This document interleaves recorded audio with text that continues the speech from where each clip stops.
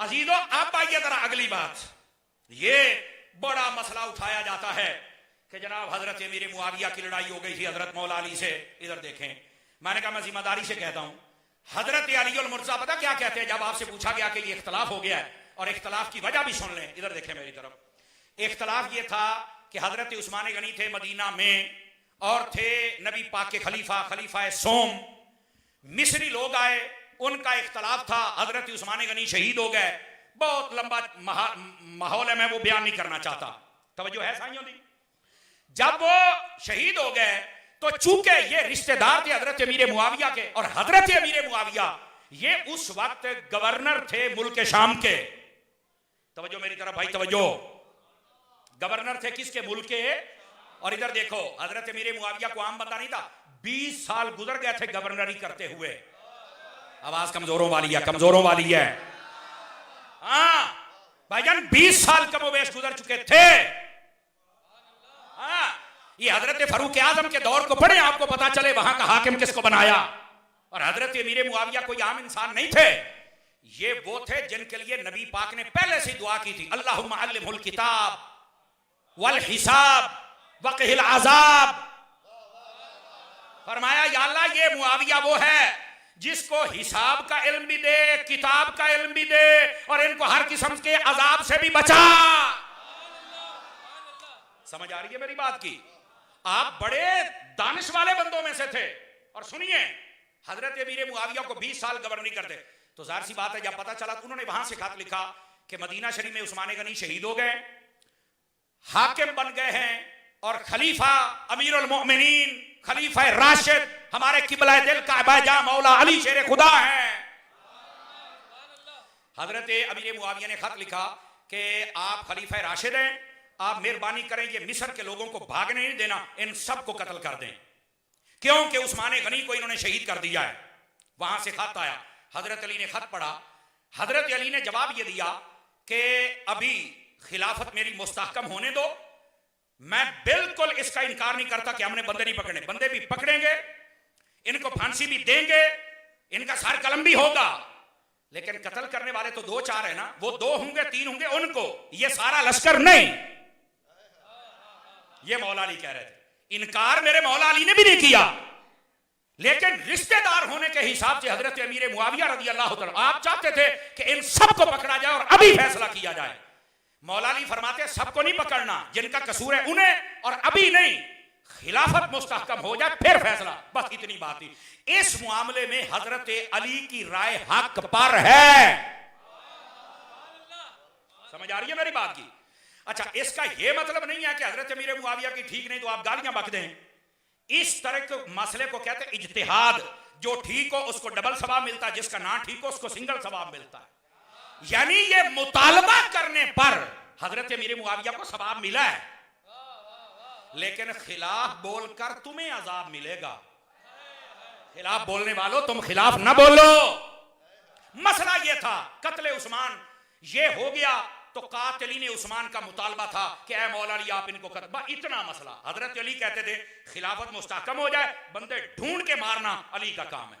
अमीर मुआविया कहते थे मदीने में ये काबू आ गए, भागने ना दे, अभी पकड़ लें। वह मसला ये था। तो आपने कहा कहीं ज्यादा इख्तलाफ ना हो जाए, यहां लड़ाई ना बढ़ जाए, वह ये मसला था, सिर्फ इतना।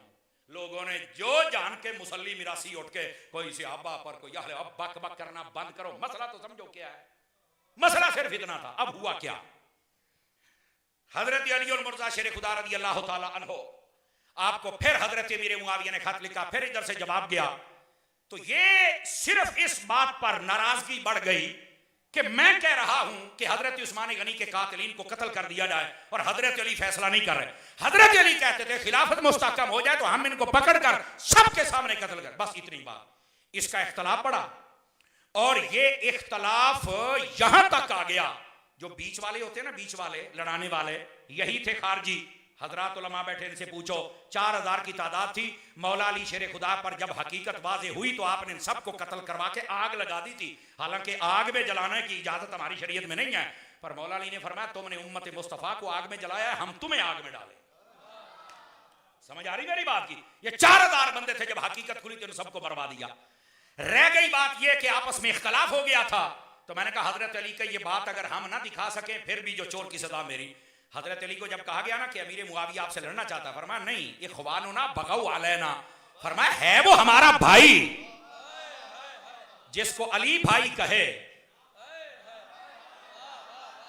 5 किलो का सार हिलाने से तो बात नहीं बनेगी ना। या आला हजरत ने फतावर्दियों में यही बात लिखी, फरमाया इखवानो ना है हमारा भाई, बगाऊ अलैना, बस फरमाया कि उसको ना समझ नहीं आई मेरे मसले की कि मैं क्या कह रहा हूं, बस इतनी बात है हमारा भाई। जिसको अली भाई कह रहे और तू बकबक कर रहा है।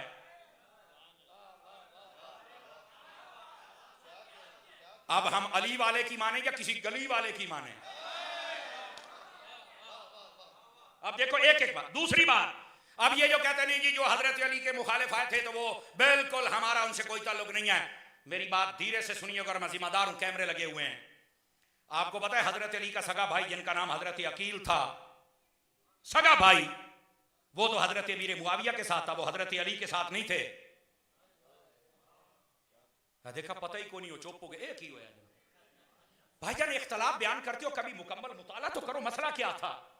हजरत अली का सगा भाई, सगा भाई, वो हजरत अमीर मुआविया के लश्कर में है, वो अपने भाई मौला अली के साथ नहीं आए। उसकी वजह पता क्या थी? वो वहां रहते थे और वो समझ रहे थे कि हजरत अली जो कह रहे बात वो भी ठीक है, लेकिन गलत मुआविया भी नहीं है कि कोई गुनाह कर रहा हो, इसकी अपनी सोच है। तो वो इसलिए उधर थे कि दोनों अगर मिलके बैठेंगे तो मसला जल्दी हल हो जाएगा। तो अगर ये कोई कहे कि हजरत अली के मुकाबले जो है सारे ही फारिग हैं, तो मैंने कहा अली के भाई के बारे में क्या ख्याल है? करने नहीं, ये तो मुझे नहीं पता। मैंने कहा पता होता तो सुनी ना होता, तू इख्तलाफ ही ना करता। ये दूसरी बात, हजरत अली का सगा भाई अमीर मुआविया के साथ है, कौन जवाब देगा इसका? हम तो तुम्हें भागने नहीं देंगे बेटे। और दूसरी बात, तीसरी बात सुनो, मैं जिम्मेदारी से कहता हूं, अगर ये बात भी हम ना दिखा सके जो चोर की सजा हमारी। हजरत मौला अली जब जंग हो रही थी ना, लड़ाई इतनी पहुंच गई कि आपस में यानी या कुछ तो खून हो गया काम। तो हजरत अली के पास एक बंदा, उसने कहा इधर से भी बंदे मार रहे हैं, उधर से भी, तो ये कहां जा रहे हैं? यानी उसका था कि आप फतवा देंगे कि हमारे जनती हैं और वो जहन्नमी हैं। मौला अली शेरे खुदा ने पता क्या फरमाया? फरमाया कत्लाया, फरमाया जितने हमारी तरफ से फौत हो रहे हैं, कत्ला ना व कत्ला हु फिर जन्ना, फरमाया जो इधर से शहीद हो रहे हैं वो भी जन्नती हैं और जो उधर से शहीद हो रहे हैं वो भी जन्नती हैं।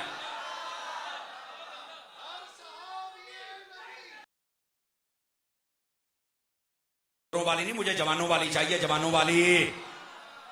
इसका मतलब था कि हजरत अली और मुर्तजा समझ रहे थे कि ये कोई तीसरा बंदा है जो लड़ाई को बढ़ा रहा है। हकीकत ये है कि है वो भी हमारे भाई, है वो भी जन्नती। और फिर इससे भी अगली बात, ये देखो मैं धीरे से बात कर रहा हूं, सिर्फ आपने चेहरे चेक करने हैं। ये जितने भी शहीद हो रहे थे, पता जनाजे किसने पढ़ाए थे? सबके मौला अली ने पढ़ाए थे। मौला अली के इस अमल से कईयों के जनाजे निकल जाते हैं। क्या जवाब दोगे? लगा मौला अली पे फतवा। जिनको तुम गलत कह रहे हो हजरत अली उनको जन्नती कह रहे हैं, जिनको तुम गलत कह रहे हो मौला अली उनके जनाजे पढ़ रहे हैं, जिनको तुम गलत कर रहे हो उनके साथ मौला अली का भाई है। कौन जवाब देगा इसका? बैठे हो, तगड़े होके बैठो अल्लाह के बंदो। अब अगली बात, अभी तो बात खुली है ना, आपको पता चले असल मसला क्या था। इधर देखो, इधर देखो। मैंने कहा जनाब ये जंग होगी, लड़ाई होगी, कहा बिल्कुल। हजरत अली का फतवा सुन लिया, कहा बिल्कुल। मैंने कहा इधर आओ, अगली बात भी बताता हूं। इसके बाद क्या हुआ था? कर हमें नहीं पता। मैं कहा पता होता तो ऐसे बद अकीदगियां ना होती।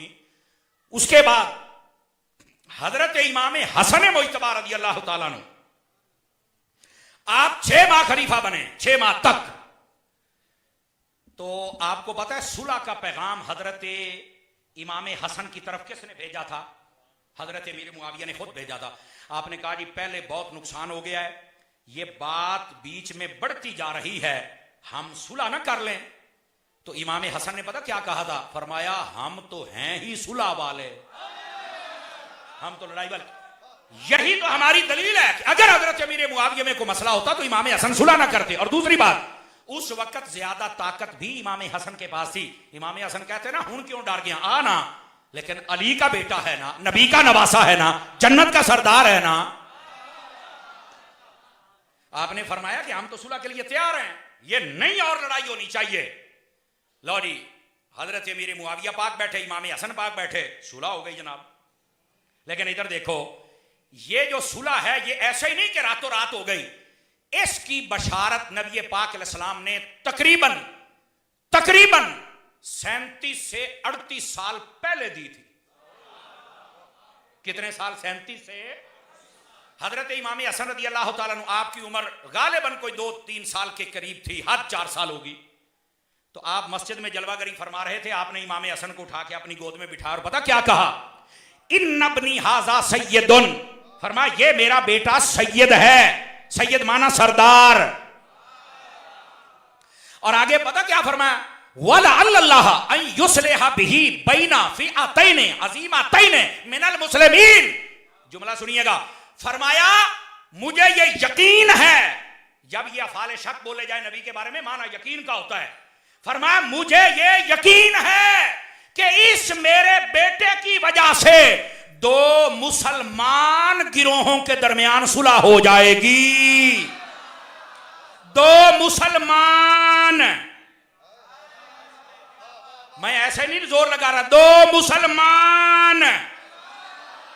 तो जिनको नबी मुसलमान कहें, आज तू बातें कर रहा है। और फिर उलमा ने लिखा, वो जो नबी ने बशारत दी थी कि 2 बड़े गिरोहों के दरमियान सुलह हो जाएगी, ये सुलह वही थी। इधर से हजरत अमीर मुआविया थे और इधर से इमाम हसन थे और दोनों मुसलमान थे। इनकी जब सुलह हो गई तो वो जो नबी पाक ने बशारत इल्मे गैब के जरिए दी थी, वो नबी का मोजज़ा सब लोगों ने अपनी आंखों से देख लिया। सुलह हसन व सुलह मुआविया, ये तो मोजज़ा मुस्तफा है। अब जो इसका इनकार करे वो तो नबी के मोइज़े का मुनकिर होता है, और नबी के मोइज़े का मुनकिर मुसलमान नहीं रहता है। इसी वास्ते हम इस इख्तलाफ को हवा देने वालों को बंदा नहीं समझते। सूफी, आपके मोबाइल में कोई चीज है बेटे, मोबाइल जेब में डालना जरा, मैं देखो कि कहाँ है तुम्हारी जेब। आपको कह रहा हूं सूफी, आप सूफी नहीं है, आपको मूदी थोड़ी है। जेब में डालो। इतनी मरतबा कहने के बावजूद मैनू वाल सारे आउंदे ने। हाँ, और जिसका मैं रैंच टैंट करूं सारी जिंदगी, फिर उसका इंजन को खोल नहीं सकता। तो मुझे तंग मत करो, सुभान अल्लाह फरमाओ प्यार के साथ। हमारे लोग इजी ले जाते हैं ना, ये मसला मैं डिस्कस कर रहा हूं और फिर जनाब मोबाइल क्या, ये अगर पाकिस्तान गिर गया तो मैं संभाल लूंगा। तमाशा, बात सुनो मेरी, और ये मसला बड़ा खास है भाई, और तवज्जो है। इंशाल्लाह ये जिसने गुफ्तगू सुन ली, इंशाल्लाह दोबारा उसके दिल में ये शायबा बाकी नहीं रहेगा। बातें होती रहती हैं यार, कमाल हो गया ऐसे ही जनाब, कभी वो ये हो गया तो वो हो गया तो वो हो गया। इमाम शाफी से किसी ने पूछा, इधर देखें, फरमाया सहाबा किराम अलैहिम रिदवान के आपस के जो मामलात, उनके बारे में क्या कहना चाहिए? तो आपने बड़ी प्यारी बात कही। आपने फरमाया जब वो मसला हो रहा था तो तू था? कहा नहीं। फरमाया तेरी आंखें थी? कहा नहीं। तेरे हाथ थे? कहा नहीं। तेरी तलवार थी? कहा नहीं। तेरी टांगे थी? कहा नहीं। फरमाया अल्लाह ने जब तेरे हाथों को बचाया, तेरी आंखों को बचाया, तेरी तलवार को बचाया, तेरे पांव को बचाया, तेरे जिस्म को बचाया, तेरी आंखों को बचा लिया, तो तू अपनी जबान को क्यों नहीं बचा लेता? बोलो ना यार। ओ भाई, जब तू तब था ही नहीं तो बक बक किस बात की है?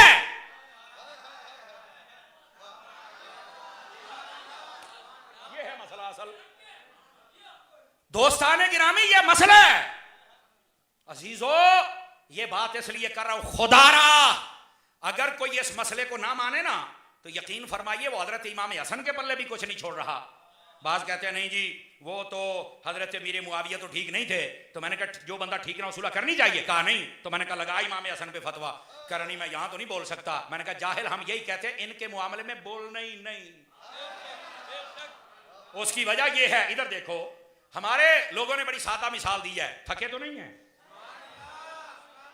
घर माँ बाप होते हैं, हमारे बड़े बुजुर्ग हैं, आप ईमान से बताएं, अम्मी अब्बा आपस में झगड़ते हैं कि नहीं झगड़ते? कभी कभार उलझन, लड़ाई झगड़ा, कभी ऊंच नीच हो जाती है। अबे बोलो ना, अम्मी को गालियां देते हो या अब्बे को देते हो? बताओ, बोलो बोलो बोलो। अम्मी को घर से निकालते हो या अब्बे को? नफरत किससे करते हो? हैदराबाद वालों जरा गौर से, सखी का लंगर खाने वालों इधर देखो मेरी तरफ, आप क्यों नहीं बोलते? अल्लामा साहब आपकी तवज्जो चाहता हूं, हजरात उलमा की। मेरे भाई अल्लामा गुलाम हुसैन साहब मदीने के मेरे दोस्त हैं, हुसैन आरिफ साहब मेरे मदीने के दोस्त, अभी इकट्ठे थे हम। मुनादिर इस्लाम साहब आपकी तवज्जो चाहता हूं, इधर देखो मेरी तरफ, इस बात को तो मैंने कहा माँ बाप तेरे सामने लड़े हैं और तुझे पता है कि यहाँ अम्मी का कसूर है या अब्बे का, ये भी तुझे पता है, चूंकि तू अंधा तो नहीं, पागल तो नहीं, सब तेरे सामने है, फिर नहीं बोलता। कह रहा भाई तारी साहब मैं नहीं बोलूंगा, क्यों? अबे मेरे बुजुर्ग हैं, बुजुर्गों की बातों में नहीं आते। तो मैंने कहा क्यों भाई? कहता जो बुजुर्गों के खिलाफ हो जाए ना, मैं एक का साथ दूंगा दूसरे से नफरत करूंगा तो लोग मुझे हरामी कहेंगे, बड़ा बेगैरत है, एक को मानता है एक को नहीं मानता, तो बुजुर्गों की मुखालफत करने वाला हरामी होता है। मैंने कहा यही बता रहे हैं, जो इन बुजुर्गों की लड़ाई में आ जाए अगर वो हरामी है तो जो उनकी लड़ाई में जाने की कोशिश करे वो कौन है? जैसे इनका अदब जरूरी है, हजारों दर्जे बढ़ के मुस्तफा के सहाबियों का अदब भी जरूरी है।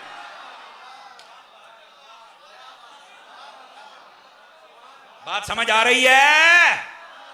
आपको किसने कहा आप इख्तलाफात में पढ़े? आपको सुथरा दीन मिला है, उस पर अमल करें। तवज्जो है? आपको कहा किसने आप इख्तलाफात में? आपकी औकात क्या है? आपको तो पाकिस्तान 1947 में, आपको तो उसका नहीं पता है। बातें करते हैं जुमल की, सफीन की।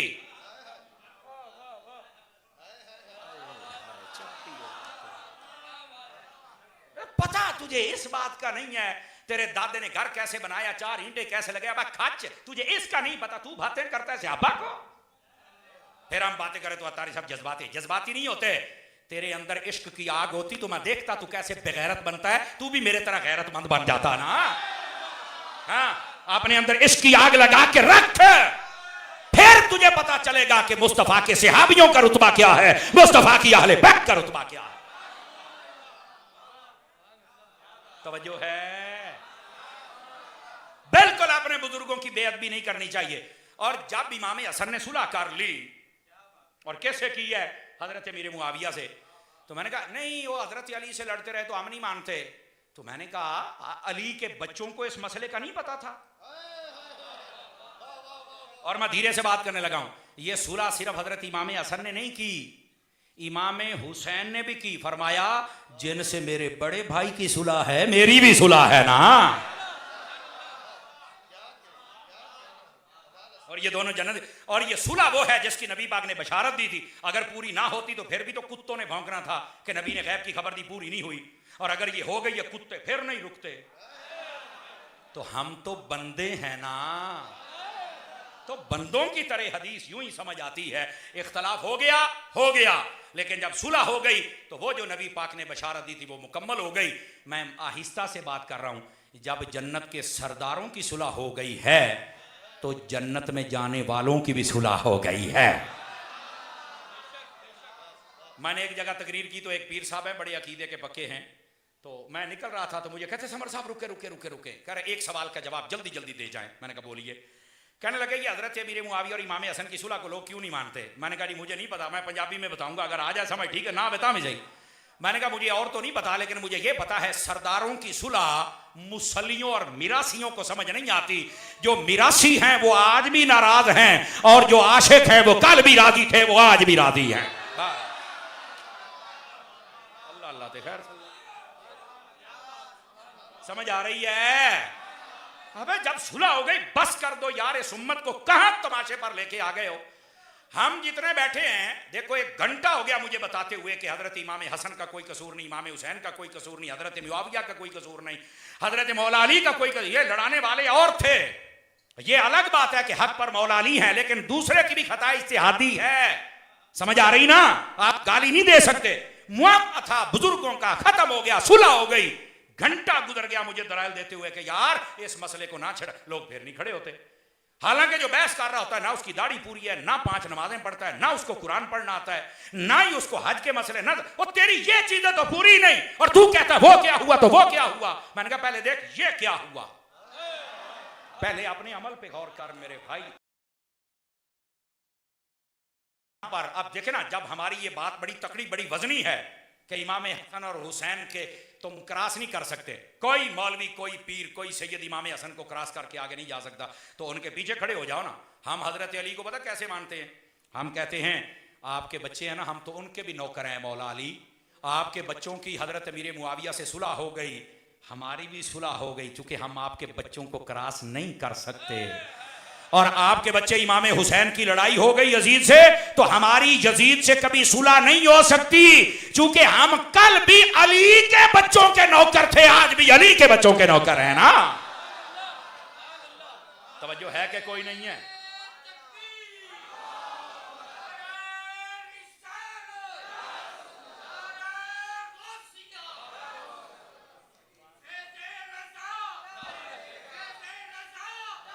तवज्जो है मेरे दोस्तों की कि कोई नहीं है?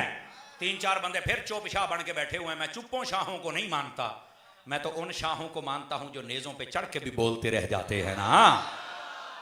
तो जरा जाग के बैठे ताकि आपको बात समझ आए, अपना अकीदा दुरुस्त करो। ऐसे ही 2 नंबर जिसके पास आप बैठे और आपको बदबू आए सहाबा और अहले बैत की मोहब्बत, आप उठ के भाग जाए, है 2 नंबर बंदा है। ये मसाइल छेड़ने की इजाजत ही नहीं है। जब उनकी सुलह हो गई, हम कौन है बातें करने वाले?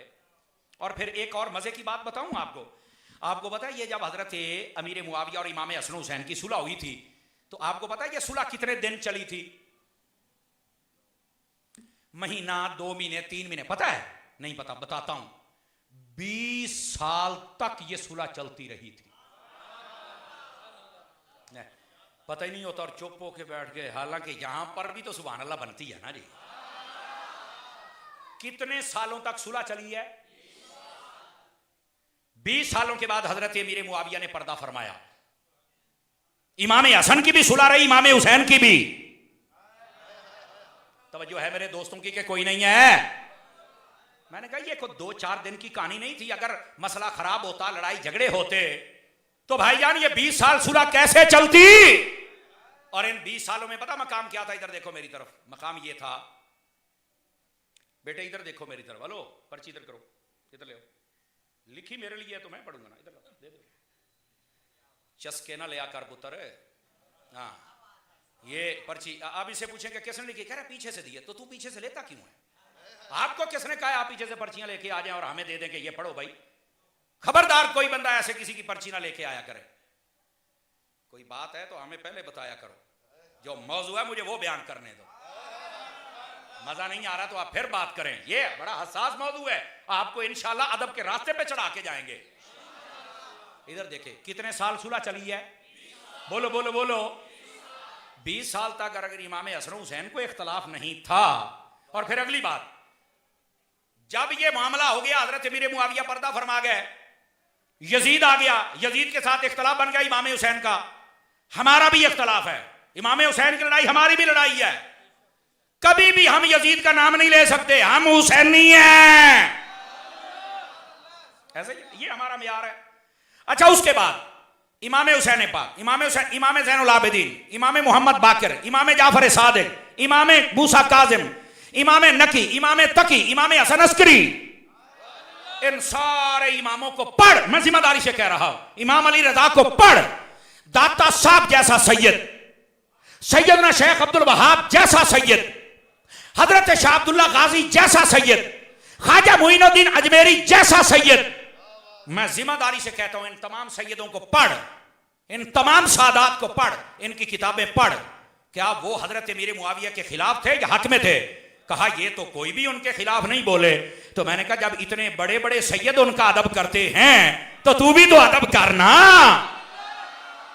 ये है असल मसला, यानी ये वो मसला है जिस पर पूरी उम्मत मुत्तफिक है। आजकल लड़ाने वाले आ गए, खुदारा लड़ाने वालों से बच जाइए और जिस सुलह पर इमाम हसन छोड़ के गए उसी सुलह पर खड़े हो जाइए। जितने बुजुर्ग हैं सब ने यही लिखा कि हजरत इमाम हसन की सुलह के बाद हमारी सुलह है, बस अल्लाह खैर सल्ला। और यजीद के साथ लड़ाई के बाद हमारी यजीद से लड़ाई है, बस अल्लाह खैर सल्ला। और आज आ गए। अच्छा, जब हमने इतना मसला बता दिया ना, तो पता क्या करते हैं कई डिजिटल राफजी, तवज्जो नहीं फरमा रहे आप, ठीक है ना जी, चार्जिंग पे चलने वाले, जितनी चार्जिंग होती उतना बोलते, बाकी चुप हो जाते हैं। वो पता वो जो सुलह की शरायत थी ना, वो तोड़ दी थी। तो मैंने कहा सुलह की शरायत सही सनद के साथ बयान कर, कौन कौन सी है? कहती जी एक शर्त ये थी कि हजरत इमाम हसन ने कहा था कि बाद में ना जब हजरत अमीर मुआविया पर्दा कर जाएंगे तो बाद में ये खिलाफत मुझे मिल जाएगी। मैंने कहा ये शर्त ही बातिल है, ये हो ही नहीं सकता इमाम हसन ये लिखवाएं। कहा क्यों? मैंने कहा इसलिए कि नबूवत के मनहज पर नबी पाक ने फरमाया था मेरे साथ खिलाफत 30 साल रहेगी, 30 साल खिलाफत जो मेरे मिजाज के मुताबिक चलेगी। कितने साल? 30 साल, 30 ईयर्स, 30 साल। तो ये हजरत इमाम हसन के जब 30 साल मुकम्मल हुए ना, तो वो जो दौर नबी ने बयान किया था वो खत्म हो गया। जो ही खत्म हुआ ना, तो हजरत इमाम हसन ने कहा कि दौर वो जो नबी ने बयान किया था वो खत्म हो गया, अब मैं देता हूं हजरत अमीर मुआविया को। अगर उन्होंने रखनी होती तो तब ही ना देते, और अगर रखनी होती तो इसकी मुद्दत ज्यादा होती, मुद्दत खत्म हो गई तो आपने खिलाफत को तर्क फरमा दिया। तो उन्होंने तर्क ही इसलिए किया था कि नबी ने जो टाइम बयान किया वो खत्म हो गया, अब इसके बाद मैंने नहीं रखनी। तो जो पहले ही नहीं रख रहे वो बाद में कैसे लेंगे, ये तो समझ में आने वाली बात ही नहीं। दूसरी शर्त, इसका पोस्टमार्टम हो गया। दूसरी शर्त कहते हैं जी हजरत इमाम हसन ने कहा था हजरत अमीर मुआविया से कि आप हुक्मनामा जारी कर दें कि मस्जिदों के मिंबरों पर मेरे बाप अली को गालियां ना दी जाएं। मैंने कहा ये लिखने वाला भी को बेगैरत है और उसको बयान करने वाला उससे बड़ा बेगैरत है। इसलिए आप क्या समझ सकते हैं कि हसन हुसैन की इतनी गैरत थी माज़अल्लाह अस्तगफिरुल्लाह कि वो अपने बाप के खिलाफ गालियां सुनते रहे और चुप करके बैठे रहे। और उम्मत उस वक्त इतनी बांझ हो गई थी कि मिंबरों पर मौला अली को बुरा कहा जाता रहे और ये सारे चुप करके बैठे हो। आज मेरे सामने कोई सैयद को बुरा कह के कहीं जाए तो सही, हम कितनी मोहब्बत, 1400 सालों के बाद हमारे अंदर गैरत है, उस वक्त में मुसलमानों में गैरत नहीं थी। बिल्कुल ये झूठ है, इसका कोई ताल्लुक नहीं है। और इस पर दलील सुनो, जो कहते हैं मिंबरों पर गालियां दी जाती रही थी, मैं उन बांदरों से पूछना चाहता हूं, तुम तो कहते हो गालियां, तो किताब खोल के बताओ वो गाली थी कौन सी? कह रहा नहीं गाली तो नहीं मिली। अबे इतनी देर गालियां, तुम एक गाली भी नहीं तलाश कर सके?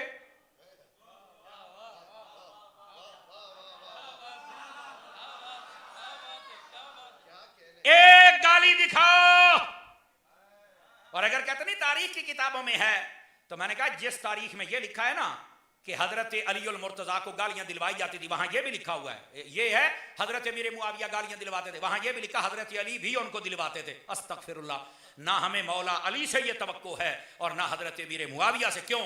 कुरान कहता है वकर्रहा इलैकुमुल कुफ्रा वल फुसूका वल इस्यान, तुम ना नाफरमान हो, ना बागी हो, और ना ही तुम कुफर को पसंद करते हो। और जिनके किरदार पर रब गवाहियां दे वो गालियां नहीं देते। बोलो सुभान अल्लाह। अब बात समझ आई कि कोई नहीं आई? आप सभी खुदा के लिए इन तमाशों से निकल आओ। सब ड्रामेबाजी है कि गालियां होती थी। कमाल है यार, उस वक्त उम्मत पूरी बांझ हो गई थी, हजरत मौला अली के खिलाफ बातें और सारे चुप करके बैठे रहे।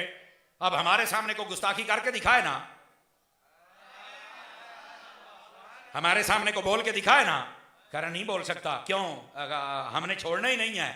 तो मैंने कहा 1400 साल के बाद तेरा अमल भी कमजोर है, ईमान भी कमजोर है, तेरी इबादत भी उतनी नहीं है, तू इतना ताकतवर है तो जो वो थे। शर्म करे इस बात की। ये जी शर्त है नहीं, ऐसा ही गड़ली शर्त है। बोलो ना यार। हाँ, ये बिल्कुल इनका किसी सनद के साथ कोई तरह, सब ड्रामेबाजियां हैं सहाबा कराम और बिलखुसूस हजरत अमीर मुआविया पर बकवास करने के लिए। तो मैंने कहा अगर ये शर्तें टूट गई थी तो 20 साल सुलह कैसे चली? जब शर्तें टूट जाए तो सुलह तो साल भी नहीं चलती।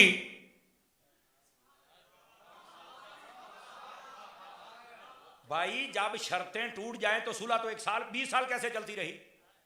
करा यार ये तो नहीं पता। मैंने कहा बेटे पता होता तो सुन्नी ना होता, सुन्नी बन सुन्नी। ये सब ड्रामेबाजियां हैं, इससे निकल आओ। फाइनल कमेंट्स और लास्ट बात ये है, अली के बच्चों की जिनसे सुलह है, हाथ खड़े करके बताओ हमारी भी, और अली के बच्चों की जिस यजीद से लड़ाई है हमारी भी। बस हजरत अमीर मुआविया को बुरा कहे हम उसे मानते नहीं, और अगर यजीद को कोई अब्बू बनाए तो हम उसे जानते नहीं। अंडरस्टैंड कर रहे हैं आप मेरी बात को? ये था मौजू यहां तक। इस पर और बात भी हो सकती है, लेकिन आपके जहनों के मुताबिक मैंने कलाम किया ताकि आपको पता चले जब बड़ों की सुलह है तो हमारी सुलह, इस पर जबान कभी ना खोला करें। हमने इमाम हसन हुसैन का भी अदब करना है, अमीर मुआविया पाक का भी अदब करना है। सुभान अल्लाह। जब उनकी सुलह होगी मसला ही खत्म हो गया, दैट्स ओके। अब आ जाइए दूसरी तरफ, हजरत इमाम जाफर सादिक की खिदमत में चलते। तवज्जो है मेरे भाइयों की कि कोई नहीं है? अब इस बात को सुनिए, समझिए। हजरत इमाम जाफर सादिक रजी अल्लाह तआला अन्हु, आपको पता ये कौन है? अहले बैत के अजीम फर्द हैं। और ये भी पता होना चाहिए ये किसके बेटे हैं? हजरत इमाम बाकिर के। और आपको पता है हजरत इमाम बाकिर किसके बेटे हैं? इमाम ज़ैनुल आबिदीन के। और आपको पता है इमाम ज़ैनुल आबिदीन किसके बेटे हैं? इमाम हुसैन के। और आपको पता है इमाम हुसैन किसके बेटे हैं? खुद मौला अली के। ये जो हजरत इमाम जाफर सादिक है ना, 80 हिजरी में आप पैदा हुए हैं। एक रिवायत में है 83 हिजरी में। तवज्जो है?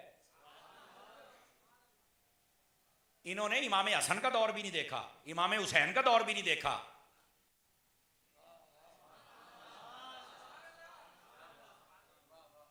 इमाम हसन गालिबन 49 हिजरी में आप पर्दा फरमा गए थे। सन 60 हिजरी के अंदर 61 की मुहर्रम थी तो हजरत इमाम हुसैन भी शहीद हो गए। ये उससे भी 20 साल बाद पैदा हुए हजरत इमाम जाफर सादिक। और बाज़ उलमा ने लिखा है ये हजरत इमाम जाफर सादिक और इमाम आजम ये एक ही साल पैदा हुए थे। इमाम आजम अबू हनीफा नोमान इब्ने साबित वो भी 80 हिजरी में पैदा हुए हैं।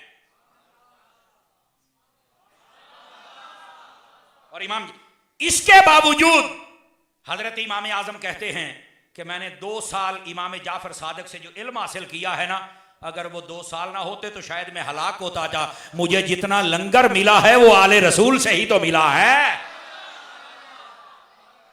हालांकि हम असर हैं, लेकिन आखिर अली का खून तो है ना।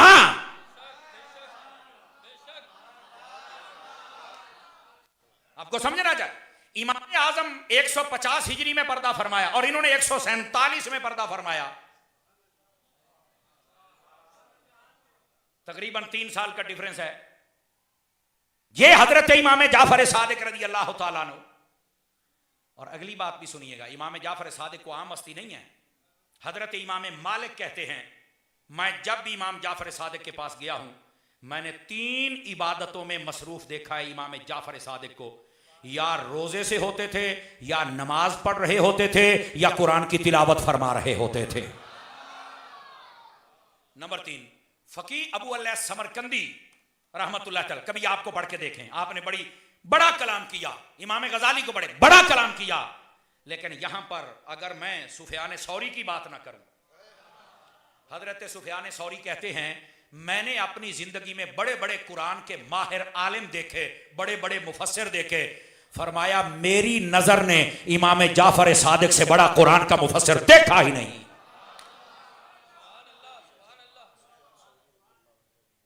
हजरत सुफियान सौरी का भी यही कौल है।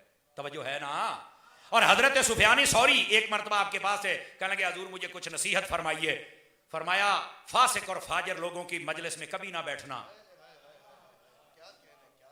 हजरत सुफियान सौरी ने कहा मुझे नसीहत की लिए, इसका पंजाबी में तर्जुमा करता हूं। फरमाया 2 नंबर लोगों के पास कभी ना बैठना। फासिक और फाजिर लोगों के पास ना बैठना। क्यों?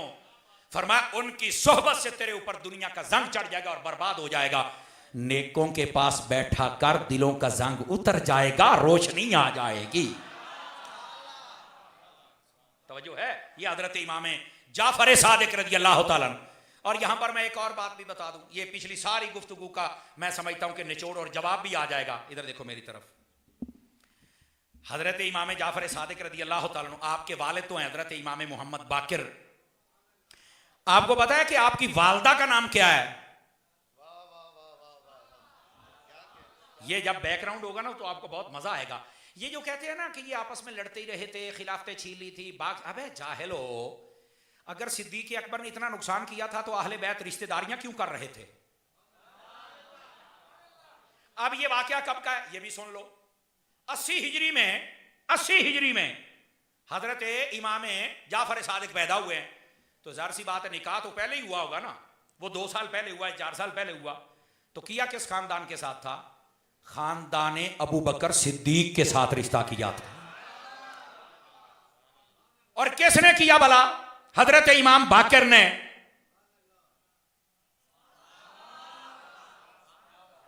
और इमाम बाकर कौन? इमाम ज़ैनुल आबिदीन के बेटे हैं। इमाम ज़ैनुल आबिदीन और इमाम बाकर, इनको समझो। इमाम बाकर रज़ी अल्लाह ताला अन्हु, आपकी जब शादी की ना इमाम ज़ैनुल आबिदीन ने, अली का बेटा है इमाम ज़ैनुल आबिदीन, और वो जो करबला से बच के आए, वो अपने बेटे बाकर की शादी कर रहे हैं, तो अबू बकर सिद्दीक की पड़पोती से कर रहे हैं।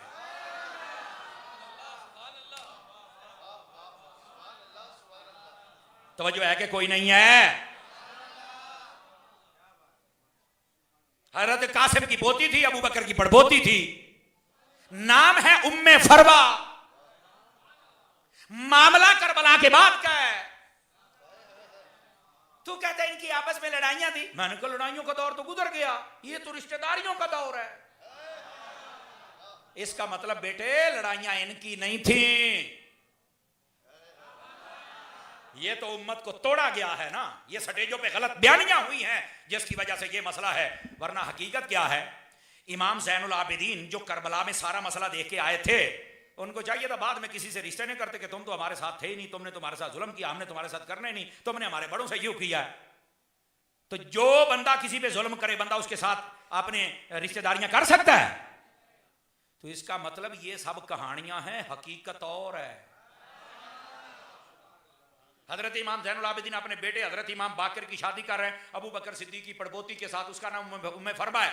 उधर से वो उम्मे फरवा है सिद्दीकी और नस्ल, और इधर से ये बाकर हैं, ये हैं हुसैनी और नस्ल। इनको जब अल्लाह ने बेटा दिया तो उसका नाम है जाफर सादिक। हजरत इमाम जाफर सादिक के बाद कायनात में जितने सैयद हैं, उनके जिस्मों में जैसे नबी का खून है वैसे सिद्दीक का खून भी है, जैसे अली का खून है वैसे अबू बकर का खून भी है, जैसे सिद्दीकी और नस्ल हैं वैसे वो अलवी और नस्ल भी है। तवज्जो है कि कोई नहीं है? तो अगर ये बहुत बड़े मसाइल होते, भाई छोटा भी होता तो किसने रिश्तेदारी करनी थी? बहन भाई आपस में लड़ पड़े तो रिश्तेदारी नहीं करते। तो अगर इतना बड़ा मसला होता या छोटा भी मसला होता तो वो ना करते, उन्होंने रिश्तेदारी की है ना? कहा बिल्कुल। तो मैंने कहा उनकी हो गई, कहा होगी हमारी भी हो गई। जलने वाले जलते रहो, अच्छी जगह पे रिश्ता हो जाए, घर वाले खुश होते हैं, शरीक जलते हैं। शरीको सड़ो, बोलो ना यार, है शरीको सड़ो। हम तो हैं ये बात आपको बताने वाले। ये हजरत इमाम जाफर सादिक रजी अल्लाह ताला अन्हु, आपकी ना इल्म में बड़ी शोहरत थी। खलीफा मंसूर जो था ना, मंसूर, तवज्जो है जी सब हज़रात की, उसने अपने खादमों से कहा कि कल इमाम जाफर सादिक को मेरे पास लेके आना है। इमाम जाफर सादिक अपने हुजरे में रहते थे और लोग उनके पास बड़े जाते थे। बादशाह को बड़ी तकलीफ थी, मेरे पास नहीं आते, उधर जाते हैं। आजकल की भी बादशाहों को तकलीफ है, हमारी बात नहीं होती, उनकी बड़ी होती है। मैंने कहा बात होती उसकी है जो हुजूर की करता है। जो अपने लिए सारा कुछ करे वो जलील ही होता है, वो कभी बच सकता। लेकिन गौर से सुनिएगा, उसने ना अपने वजीर को कहा कि कल इमाम जाफर सादिक को बुला के मेरे पास लेके आना है, और जब ये आ जाए ना, इधर देखो, अपने जल्लाद को कहा तू गेट में खड़े हो जाना, मैं ऐसे करूंगा, ऐसे, जब मैं अपना ताज उतारू ना तू समझ जाना तूने तलवार मार के इमाम जाफर सादिक का सर तन से जुदा कर देना, कत्ल कर देना। उसने कहा ठीक हो गया। वजीर गया बुलाने के लिए हजरत इमाम जाफर सादिक को। हजरत इमाम जाफर सादिक ने कहा हमारे पास टाइम नहीं, इबादत में खलल होता है। उसने कहा बादशाह बुला रहा है। तो फरमाया मैं हर वक्त बादशाह की, यानी जो हकीकी बादशाह है उसी की इबादत में तो मसरूफ होता है। उसने कहा नहीं जी बादशाह बुला रहा है। आपने कहा ठीक है भाई, अगर ज्यादा ही मसला है, उसको ज्यादा तकलीफ हो रही है, खुजली हो रही है, तो चलो हम चलते हैं। तो जो है ना ज्यादा ही खुजली है तो हमें चलते हैं। आप तशरीफ लाए ना, इधर देखना। अब ये हजरत इमाम जाफर सादिक हैं, हुसैनी और नस्ल, अली के बच्चे, आले नबी, औलाद अली, सिद्दीक की खून भी है। जिसके जिस्म में सिद्दीकी और अली का खून इकट्ठा हो, ताकत देख कैसी है। आप यूं ही दाखिल हुए ना, आपकी नजरें झुकी हुई थी, आपने यूं जब नजर उठाई, बादशाह उठ के खड़ा हो गया, कहता सारे खड़े हो जाए, इस्तिकबाल करो हजरत का। इमामा नहीं उतारा, वो तलवार वाला खड़ा है कि अब ये करेगा तो मैं कुछ करूंगा, वैसे ही खड़ा चुप करके मैं क्या करूंगा। अपनी जगह से साइड पे हट के बैठ गया, हजरत को अपनी जगह पे बिठाया। हजूर मेरे लायक को हुक्म। वो तलवार वाला देख रहा है, अबे ये पागल हो गया क्या, अबे चरिया मुझे तो कुछ और कहता था, ये क्या कर रहा है। हजूर कोई हुक्म, कोई आर्डर, आप नजर झुका के बैठे हैं। आपने यूं जो निगाह उठाई ना, जलाल ऐसा था। आपने फरमाया दोबारा मुझे कभी ना बुलाना, इबादत में खलल पैदा होता है। दोबारा मुझे कभी ना बुलाना, मकसद ही कोई नहीं, तेरा ऐसे ही बुला लिया है। कहता हजूर ठीक है आप जाएं। आपने फरमाया दोबारा ना बुलाना। कहता नहीं बुलाऊंगा। आप तशरीफ ले गए, जो ही आप पहुंचे ना तो वो तलवार वाला तलवार लेके आ गया। उसने कहा बे पागल, अबे चरिया तुझे किसने बादशाह बनाया, तुमसे बड़ा जाहिल कोई नहीं है। मुझे तुमने कुछ कहा, ड्रामे कुछ और करते हो, कैसे मुनाफिक हो। उसने कहा भैया मुझसे तो सुनना, हुआ क्या है। मैंने कहा क्या हुआ। कह रहा मेरा इरादा यही था, जब आएंगे तो मैं तलवार से काम तमाम करवा दूंगा। कह रहा जब वो आए तो निगाह उठाई ना, तो उनके पीछे एक बहुत बड़ा सांप था जिसने मुंह खोला हुआ था, और उसने मुझे अपनी जबान से कहा, जिसको मैं समझ रहा था कि अगर इनको कुछ कहा तो तेरे दरबार समेत सबको खा जाऊंगा। क्यों। उसने कहा ये मुस्तफा की आल है, इनका तब करना है तुमने।